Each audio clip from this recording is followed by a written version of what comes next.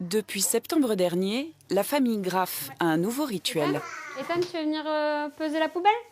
Elle fait partie des 20 foyers de l'Eurométropole qui ont relevé le défi, réduire de 30% en un an le volume de leurs déchets. On a sorti la poubelle il y a 2 jours et on est à 300 grammes, donc là c'est vraiment bien. Le 12, donc il y avait 1 kg d'ordures. Chaque mois, désormais, ils notent consciencieusement le relevé des pesées, mais n'ont pourtant rien d'écologiste militant. J'aime bien les sports de plein air comme la plongée ou le snowboard. C'est vrai que chaque fois que je suis dans des environnements naturels et que je vois qu'il y a vraiment plein de déchets, ça me fait à chaque fois vraiment mal au cœur. Donc du coup, je me suis dit que si à notre échelle, on pouvait faire quelque chose qui, à plus grande échelle, aurait un impact, je me suis dit pourquoi pas. Et l'objectif est déjà dépassé. Leurs poubelles sont moitié moins lourdes, ce grâce au compostage et au conseil d'une spécialiste.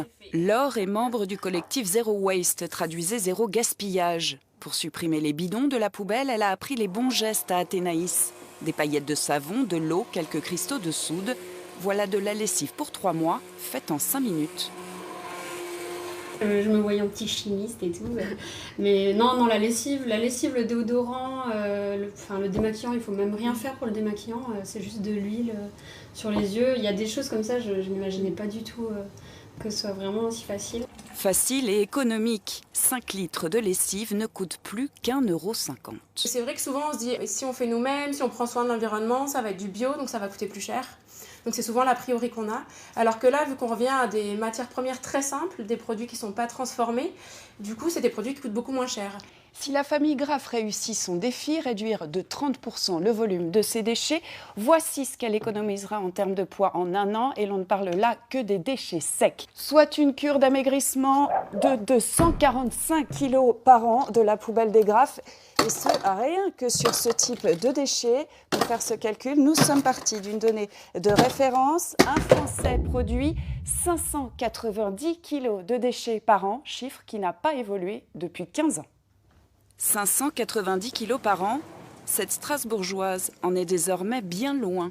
Je voudrais un poisson qui a un peu plus de goût que le cabillaud.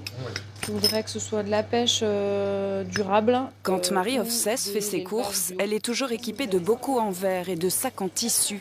Plus aucun emballage n'entre dans son panier.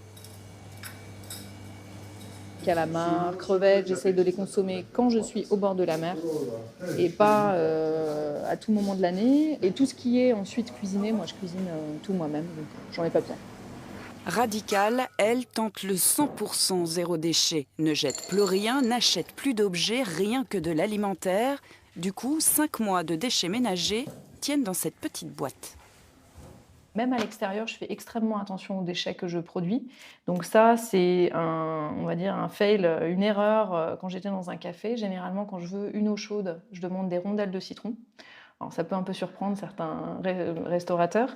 Et là, j'ai demandé un thé. J'étais fatiguée, j'ai pas fait gaffe. J'ai demandé un thé. On m'a ramené un thé avec un sachet plastique. Et donc, bien sûr, je l'ai ramené à la maison. Malgré les contraintes, elle ne se verrait plus revenir en arrière, avec un chiffre en tête pour s'encourager. 40% de ce qui est produit au niveau mondial est jeté à la poubelle.